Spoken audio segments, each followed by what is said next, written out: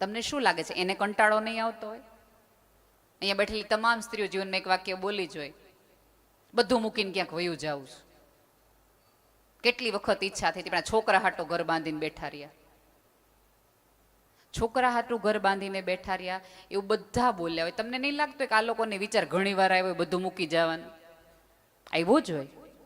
પણ એ પુરુષ તમારી જેમ એ વાક્ય બોલતો નથી કે બધું જ મૂકી જવાની ઈચ્છા થઈ રહી. તમે બાળકો માટે રહી ગયા, એ તો બાળકો અને તમારી બંનેની માટે રહી ગયા કે મારા ગયા પછી મારી પત્નીને બાળકોનું શું થશે, એ વિચાર એને આવે છે. એ તકલીફ એ છે કે એક્સપ્રેસ કરી શકતો નથી. અને આપણા બધાનું કેવું છે કે આપણે દિલીપ કુમાર જેવો શાંત પતિએ જોઈએ, અમિતાભ બચ્ચન જેવો એંગ્રી યંગ મેને જોઈએ, જ્યારે તમારે એના મમ્મી કંઈક બોલે એટલે કે નહીં મારી પત્નીને કોઈ કાંઈ કહેવાનું નથી, એવો અમિતાભ જેવો એંગ્રી યંગ મેને જોઈએ. સાંજ પડે પાછી તમને શાહરૂખ ખાન જોઈએ કે જે બે હાથ કરીને તમને ફૂલ આપીને કીધું બહુ સરસ લાગે છે. એક માણા આગળ કાં આટલા બધા રોલ કરાવડાવો ભલા માણા? અને તમે કોઈ એવા વહેમમાં હો ને કે સુંદરતાના કારણે તમારું લગ્ન જીવન ટકી જશે તો ભૂલમાં છો. તો તે ઐશ્વર્યાને તૂટવા જ ન જોઈએ. હમણાં તાજો દાખલો છે, દીપિકા પદુકોણનું બ્રેકઅપ થવું જ ન જોઈએ. સુંદરતાના આધારે નહીં, તમારા સ્વભાવના કારણે તમારો પતિ તમારી આજુબાજુ રહેશે. બધી સ્ત્રીઓને અત્યારે કંઈક એવો મંત્ર પૂછે, આવતા દિવસોમાં તો એવા મંત્ર તે તમારી પાસે પૂજ્ય ચરણ પૂછવામાં આવશે કે તમારી પાસે કોઈ એવો મંત્ર છે કે જેથી કરીને પતિનો પાસવર્ડ મને ખબર પડી જાય, મોબાઈલનો કોઈક એવું મંત્ર દેખાડો. બધાને પતિનો મોબાઈલનો પાસવર્ડ જોઈએ છે.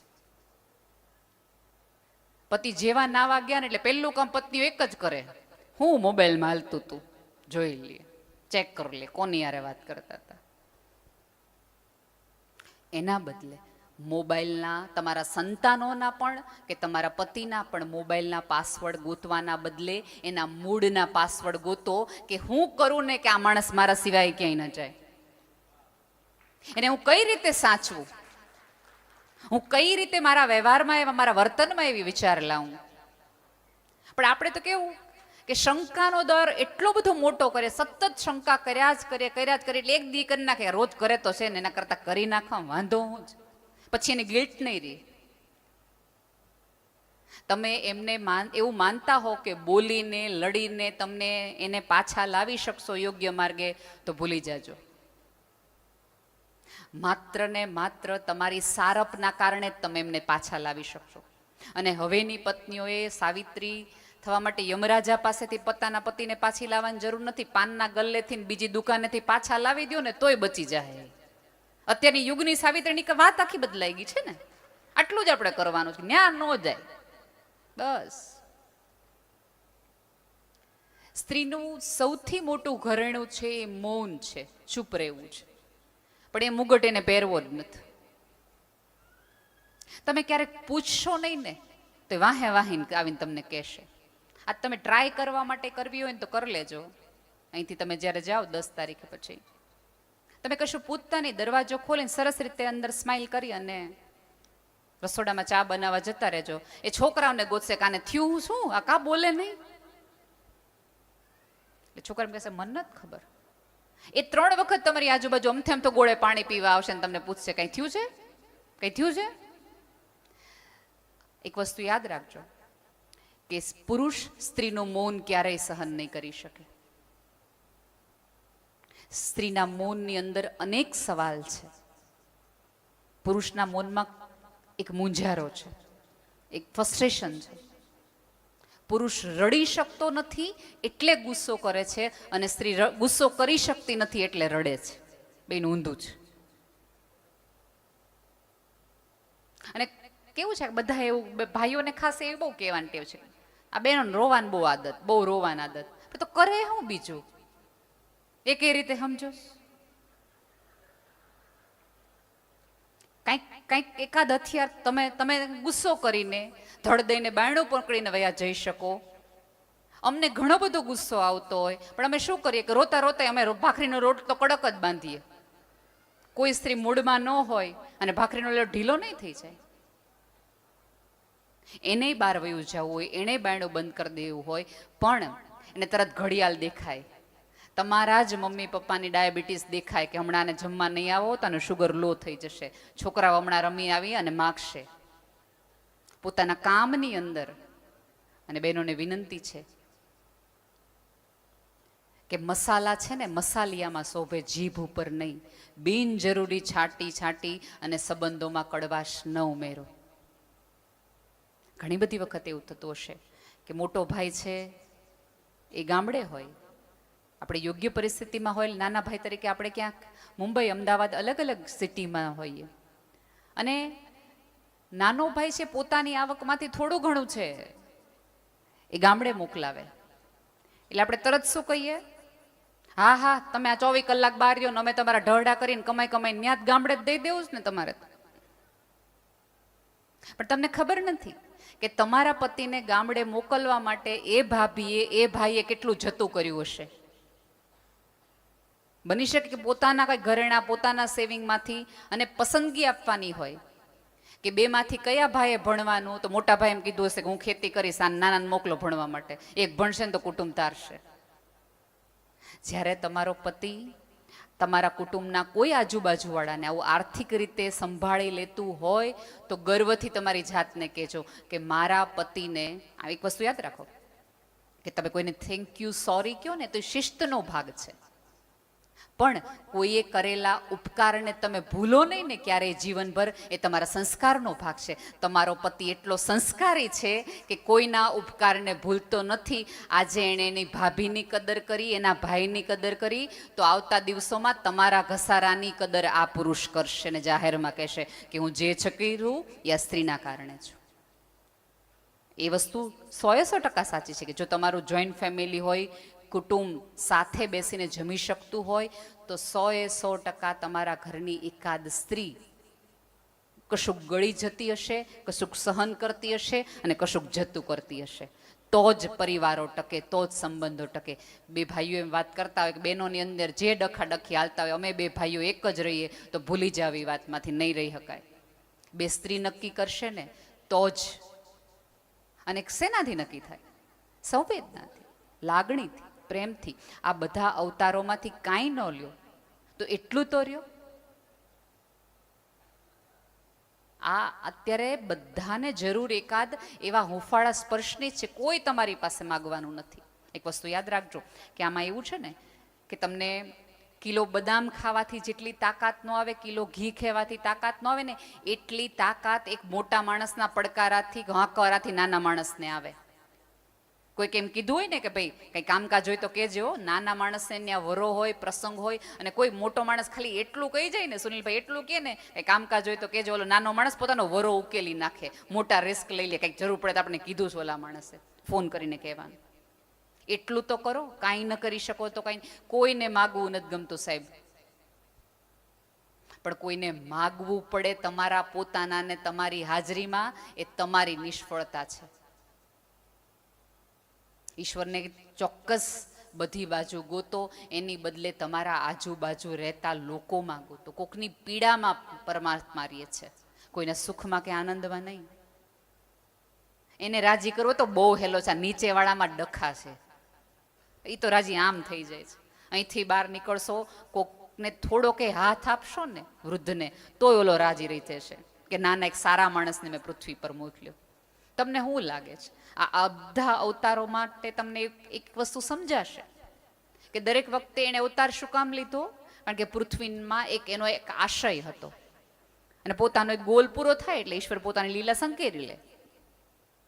ઈશ્વરે પણ જો આ 24 અવતારમાં પૃથ્વી પર આવવાના એકાદ ગોલ રાખ્યા હોય, તો તમને શું લાગે તમને અમથાય ધક્કો ખાવા મોકલા એકાદ ગોલ નહીં હોય?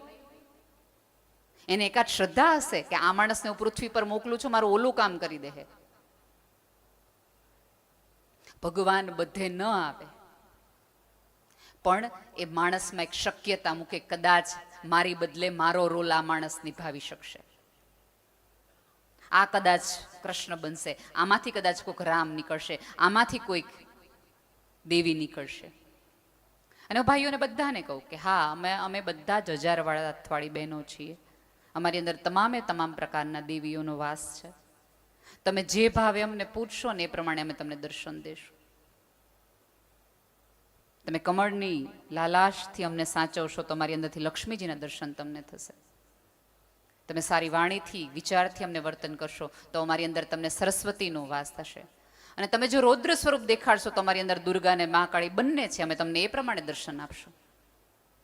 જે પ્રકારની પૂજા કરશો એ પ્રકારનું અમારું સ્વરૂપનું તમને દર્શન થશે. એટલે જે જોતું હોય એ પ્રમાણે પૂજાના અર્થના કરજો. વાત અને કથા કાંઈ બહુ લાંબી નથી. આખી પૃથ્વી ગોળ છે એવું બધા જ કહે છે, પણ કેન્દ્રમાં તમે કોણે રાખો છો ને એના આધારે તમારી વર્તુળની પ્રદક્ષિણા. આપણી સભ્યતા તો ગોળ ગોળ ફરવાની નહીં, પ્રદક્ષિણાની પરંપરા છે. કે અહીંથી આટલો ફરશો ને તો કેન્દ્રમાં બેઠો ઓલો રામ રાજી થશે, ઓલો શંકર રાજી થશે, ઓલો કૃષ્ણ રાજી થશે. આપણા શાસ્ત્રોએ આપણે કેવી સરસ વાતો કરી છે, આપણને કીધું. અને આ આખી આમ જોઈએ તો પરિવારોની કથા છે, પણ આપણને કોઈ રીતે એવી રીતે કોઈ સમજાવતું નથી. પૂજ્ય મોરારી બાપુ એમણે બહુ જ સરસ આ બધી વાતો કરી હતી કે તમે જુઓ કે શંકરની જટામાંથી ગંગાજી વહે પાણી, અને થોડાક નીચે આવો તો અહીંયા કપાળમાં અગ્નિ છે. અગ્નિ અને પાણીને જરાય સંબંધ નથી તોય સાથે રહીએ છે. વેરભાવ છે ને બંને વચ્ચે. એમની જટામાં ચંદ્ર એટલે અમૃત છે અને ગળામાં ઝેર છે. અમૃત અને વેર તેમ છતાં એક શરીરમાં સાથે રહીએ છે. શંકર ભગવાન છે એ નંદી રાખે અને માં છે એ વાઘની સવારી, એ બે વચ્ચે વેર છે. એમનો એક સંતાન છે એ ઉંદર ઉપર અને એક સંતાન મોર ઉપર, એને વેર છે. નાગને અને મોરને વેર, ઉંદરને આને વેર. તોય જો આટલી વિરુદ્ધ પ્રકૃતિ વાળા લોકો એક સાથે રહી તો અમારો ઈશ્વર તમને એ દેખાડે છે કે તમારા કુટુંબમાં બધા વિરુદ્ધ પ્રકૃતિના હોય તેમ છતાં પણ સાથે રહી શકાય. તમારા વિચારોમાં ભેદ હોઈ શકે, તમારા મનમાં ભેદ ન હોઈ શકે. તમને કેમ એક કુટુંબ આપવામાં આવે, એક સરનેમ આપવામાં આવે, એકની કુળની દેવી આપવામાં આવે, એક રીત રિવાજ દેવામાં આવે કે જેથી કરીને તમે કોના છો ને તમને સતત યાદ રહે. ક્યાંક આ બધી પૂર્વજોને મળવા એટલા માટે જોવા જોઈએ. અહીંયા એક આપણે એવો પ્રશ્ન પૂછે ને શાસ્ત્રમાં કે તમારે ક્યાં જવું છે, ક્યાં જવું છે, એના બદલે તમે કોના છો ને એટલું યાદ રાખો ને તો એની મેળેના રસ્તા થઈ જાય કે આ પરિવારના પૂર્વજોએ કોઈ દિવસ આવું નહોતું કર્યું, અનીતિ નહોતી કરી, આપણે આ રસ્તે ચાલી જાઓ તો પહોંચાઈ જશે. હજી કહું છું કે ઈશ્વરને રાજી કરવો જરાય અઘરો નથી નીચેવાળાને રાજી કરવામાં. અને બધા એક તરીકે વાક્ય કહે છે કે બધાને રાજી તમે કરી જ ન શકો, કોઈ દી બધાને સુખી કરી જ ન શકો. વાત સાચી છે કે બધાને સુખી ન કરી શકીએ, બધાને રાજી ન કરી શકીએ, પણ બધાથી રાજી રહી તો હકાય ને, એટલું તો થાય ને. પણ આપણને શું, એ લોકો બે જણા બહાર જવા હતા ને આપણને કીધું નહીં, કઈ વાંધો નહીં, કાંઈ વાંધો નહીં, ન કીધું. પરાણે તમે જે સંબંધો રાખશો એના પડઘા ક્યારેય સારા નહીં પડે. એની બધે લેટ ધેમ ગો, જવા દો. તમારું હશે તો જગતમાંથી ગમે ત્યાંથી ફરીને તમારી પાસે પાછું આવી જશે. આજે એમણે સવારે કથામાં એવું કીધું ને, કસમે વાદે પ્યાર મોહબ્બત વાતે હે બાતો કા ક્યા. એટલે આપણે આપણી આજુબાજુમાં બેઠા લોકો માટે શંકા છે. હું માનું છું કે કઠણ કળયુગ છે, કોઈ કોઈનું નથી, કોઈ ઉપર વિશ્વાસ કરી શકાય એમ નથી, કોઈ કોઈ પાસે આવતું નથી. હાલો માની લીધું કે 8 અબજની આખી વસ્તી આવી છે, પણ આ ધર્મમાંથી આ ઓલામાંથી તમે ઈશ્વરની સાક્ષી એક પ્રણ તો લઈ શકો ને કે 8 અબજની વ્યક્તિ ઉપર એકેય માણસ ઉપર વિશ્વાસ નહીં મૂકી શકાય. હું પૂરી સભ્યતા મારા ઉપર વિશ્વાસ મૂકજો, હું કોઈ દિવસ જતું નહીં કરું, હું ખોટું નહીં કરું. તો તમારા ઉપર તો કોઈક માણસ વિશ્વાસ કરી શકે? બધાય સ્વાર્થના સંબંધો છે, હું નિસ્વાર્થ ભાવે સંબંધ નિભાવીશ તો ઉપરથી ઓલોય રાજી થાય કે બધાય ભલે રહેતા પણ એક તો છે મારા જેવો કે રહ્યો. ખોટી આવી બધી વાતોમાં જવાના બદલે જેવા છે ને એવા. અને આમાં કેવું છે કે તમારી ઈચ્છા પ્રમાણે તમે કોઈ વ્યક્તિને રાખશો ને તો એ જેવા છે એવા કોઈ દિવસ તમારી પાસે પાર નહીં આવે.